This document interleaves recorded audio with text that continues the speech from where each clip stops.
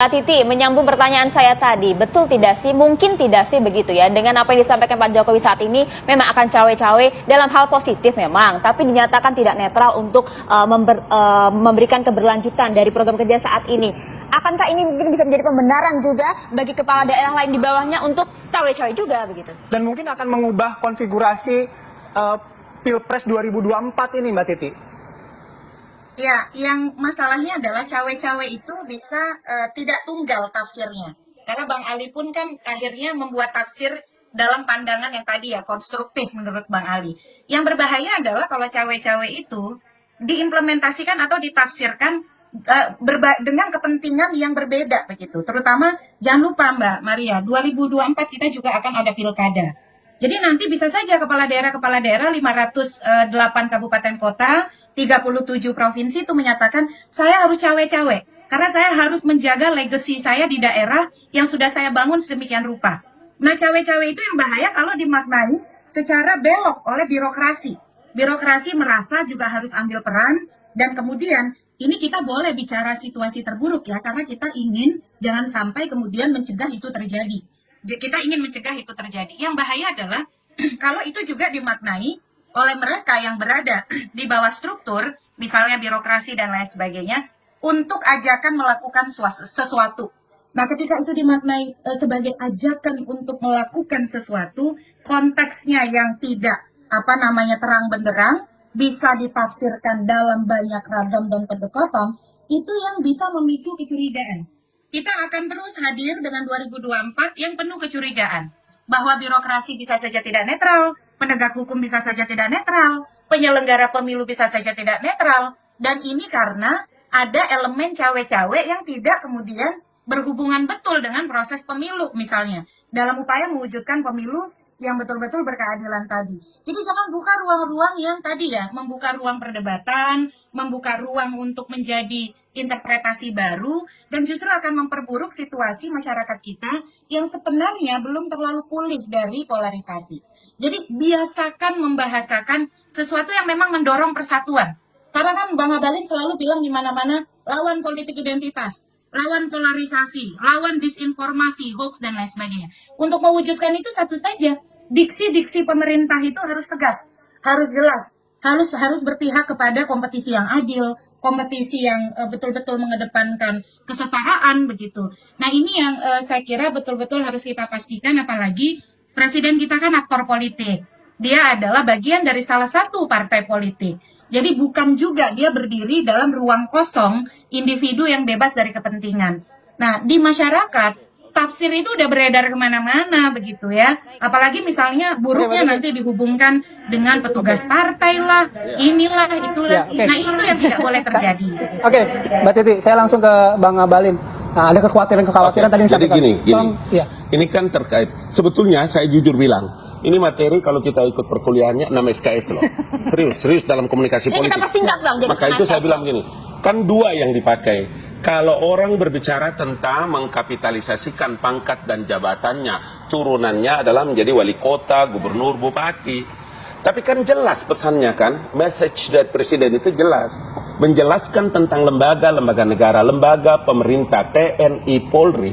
Kalau turunan ke bawahnya, iya cawe-cawe. Saya lagi-lagi ingin mengatakan bahwa 4-5 hari ini baru saya mengulang ini kalimat ini. Sebutan cawe-cawe aja lidahku belum terlalu pas. Sebagai anak K ya, saya agak susah menyebutkan ini kalimat ini. Orang Buton itu susah menyebutkan ini. Meskipun kita di Kendari itu selalu dua-duanya. Itu sebabnya saya bilang, kalau kita orang-orang pandai, orang-orang sekolahan, orang-orang pintar, udah Ferry yang ahli hukum tata negara. Saya ada sedikit sekolah, tapi sekolahnya sekolah IAIN. Komunikasinya ada, ya. Tetapi yang mau saya bilang, kenapa kita tidak menarik makna-makna yang positifnya, makna-makna yang bisa menjembatani pesan ini kepada publik, agar publik itu mengerti. Nggak usah kita menggunakan kalimat atau tadi istilah diksi-diksi yang justru nanti tidak mengerti. Bang, kita cawe-cawe dengan ikut campur. Kalau misalnya makna positif apa yang sampaikan tadi gitu, Abang tadi kan bilang bahwa pemilu diserahkan ke KPU karena itu lembaga yang menyelenggarakan pemilu. Ya, itu kan undang-undang. Ya, presiden kan membentuk timnya KPU, Bawaslu. Politik anggaran juga di presiden. Nah, bro, saya kasih tahu Anda dan Ayah ya. Di Republik ini, adakah yang bisa kita sembunyikan rahasia? di Republik kita hari ini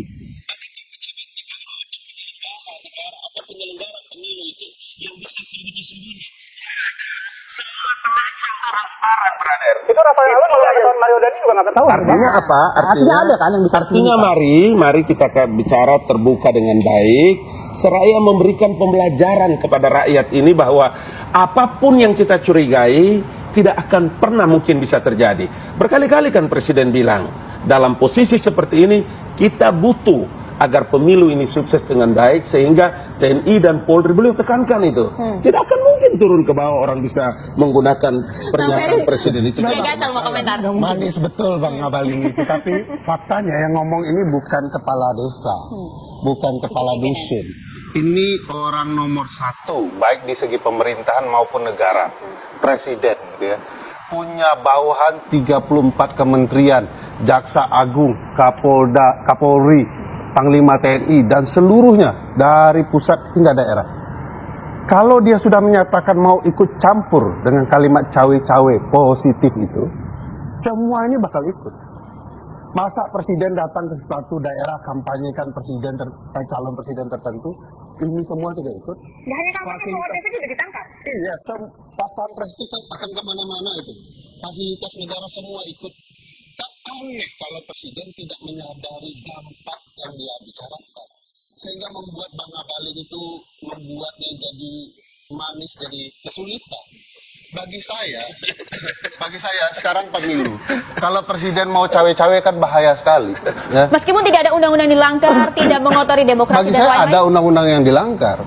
Pasal 7A, ya, misalnya presiden itu harusnya tidak melanggar dengan perbuatan yang dianggap celah. Ini celah. Bagi saya celah. Seorang presiden yang menggunakan kalimat yang terlalu tajam bahwa saya demi calon pimpinan RI ke depan untuk melanjutkan pembangunan harus cawe-cawe.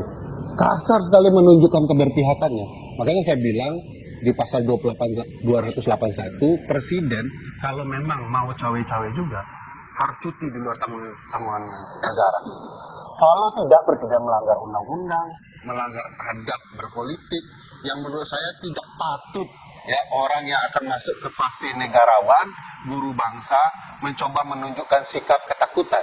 Kenapa saya sebut ketakutan? Kalaulah Ganjar itu betul-betul calon presiden potensial dan Pak Prabowo, mestinya tidak perlu melarang presiden kalau perlu. Pak, nggak usahlah cawe-cawe, kami tidak butuh Bapak, kami masih sanggup. Ini ada kesan, ini sudah tidak sanggup, sehingga butuh bantuan orang nomor satu untuk mengubah keadaan pemilu. Urusan keberpihakan yang Bang Ferry sampaikan memang soal pada capres ya? Iya. Mengerucutnya pada capres? Yes.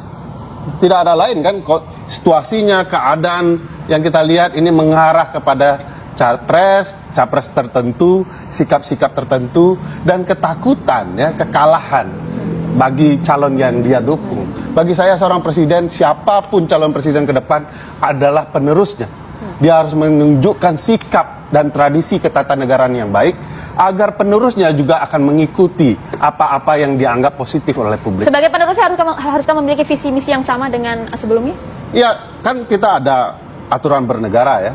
Secara umum, secara jamak, kita punya program pembangunan nasional yang mau tidak mau harus diikuti.